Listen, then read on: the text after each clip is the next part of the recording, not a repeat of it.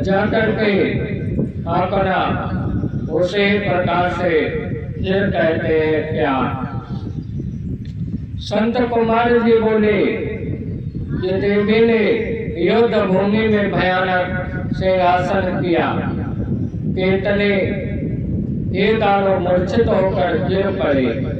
विरक्त दानव बलि चंडिका वीरों का रक्तपान कर नाचने लग गई। देवताओं दल में महा कोलाहल होने लग गया। तब काली को इसी प्रकार सामृत रोग देख कर दानवेंद्र शंखचूर्ण स्वयं उसे युद्ध करने आया। जब युद्ध करने आया, काली ने प्रलय गति से सामान घोर बाण की वर्षा करने लग गई, परंतु राजा शंखचूर्ण ने वैष्णव अस्त्र चला करके उसे सौत कर दिया।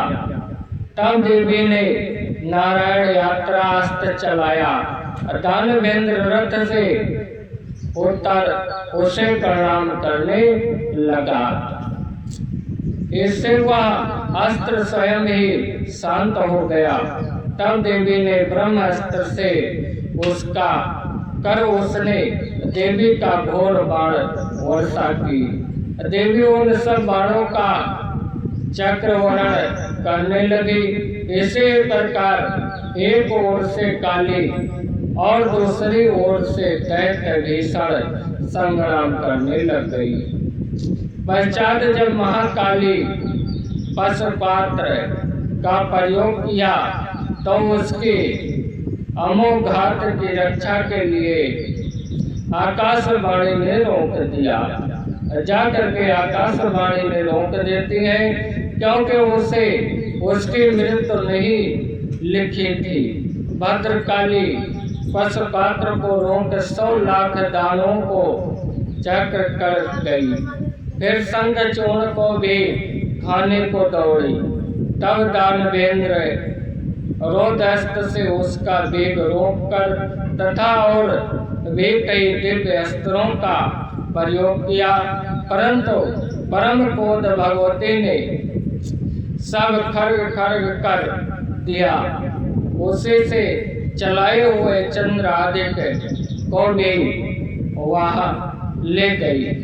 फिर बड़े वेग से चल करके जो देवी से उसे मुष्टिका मारा कि तो दानों चकरा कर खड़ पृथ्वी पर गिर पड़ा और क्षण भर के लिए उसे मूर्छा आ गई। पश्चात उठ करके देवी से बहुत युद्ध करना चाहा, परंतु माता की बुद्धि से बहुत युद्ध नहीं किया। देवी ने उसे पारित कर और बार बार घूमकर बड़े क्रोध से ऊपर फेंक दिया।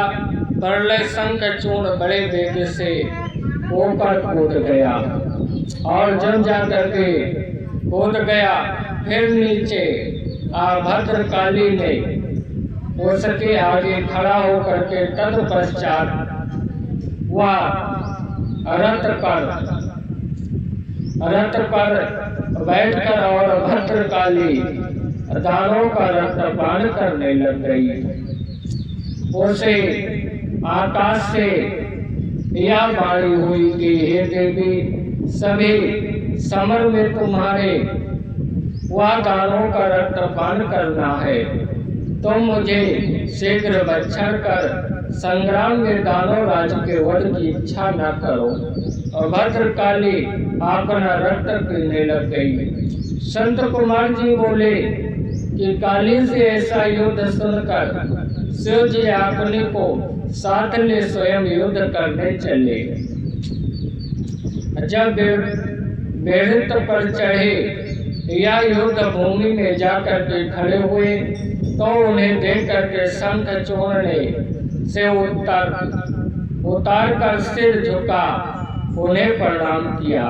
फिर विमान पर जाकर चला और कवच पहना, धनुष उठा, युद्ध करने लगा।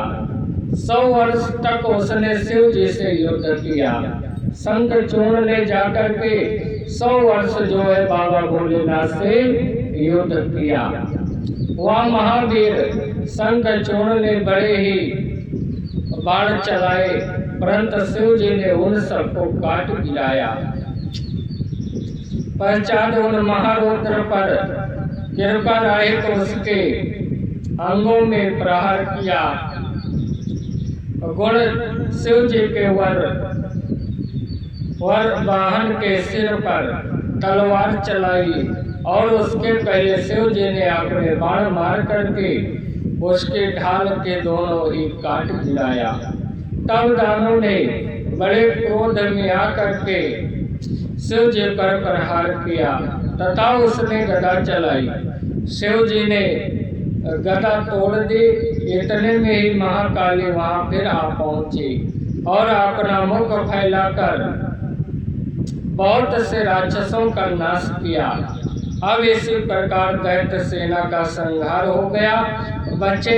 बचाए वीर जो थे वह संत कुमार जी बोले कि अपनी सेना के भीषण संहार को देख करके शंखचूर्ण अपना उसे प्रकार से करना चालू किया। को देख करके उस दानव ने बड़ा क्रोध किया और उसने महावेग पर अनेकों अस्त्रों का प्रहार किया। फिर आदिष्ट होकर माया से दिखाने लगा, जिसे देवताओं में से कोई भी न समझ सका। उसके कुछ भी परवाह न शंकर जी उस पर अपने बेनित प्रहार करने लगे, जिससे तत्क्षण की उसकी सारी माया नष्ट हो गई। तब महाबली महेश्वर ने उसे वध के लिए अपना त्रिशूल उठा लिए, जिसका सहन करना तेजस्वियों के लिए कामृत था। फिर तो उसी समय आकाशवाणी हुई कि हे महेश्वर भद्र, उस शूल को इस पर मत चलाओ। आप जैसे सामर्थ्य है कि शंखचूर्ण को मारना क्या कठिन है। जाकर के आप वेद मर्यादा का नागरिक करें। जब तक इसके पास विष्णु का उत्तम कवच और इसका पतिव्रता स्त्री है, तब तक इसको न तो जरा है और न मृत्यु है। प्रकाश उस आकाशवाणी को सुन करके शिव जी ने वैसा ही किया और उस शूल को रोक रखा। फिर तो शिव जी की इच्छा से श्री विष्णु जी वहां आ गए और उन्होंने वृद्ध ब्राह्मण का उस धारण कर शंखचूर्ण से भेंट कर भिक्षा मांगी। शंखचूर्ण ने पूछा क्या नहीं है। इस पर उस वृद्ध ने कहा कि मैं इस प्रकार तभी मानूंगा। पहले आप प्रतिज्ञा कीजिए कि शंखचूर्ण ने प्रतिज्ञा की